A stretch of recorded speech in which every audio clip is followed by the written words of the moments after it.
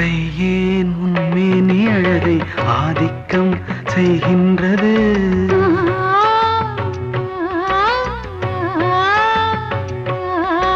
நாளைக்கே ஆனந்த விடுதலை காணட்டும், காணாத உறவில் கை தொட்டும் மெய் தொட்டும். சாமத்தில் தூங்காத விழியின் சந்திப்பில் என்னென்ன நயம். தமிழ் சங்கத்தில் பாடாத கவிதை அங்கத்தில் யார் தந்தது?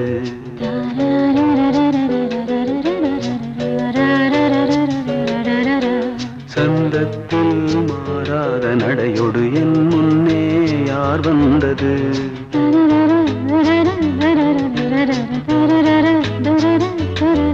தமிழ் சங்கத்தில் பாடாத கவிதை அங்கத்தில் யார் தந்தது?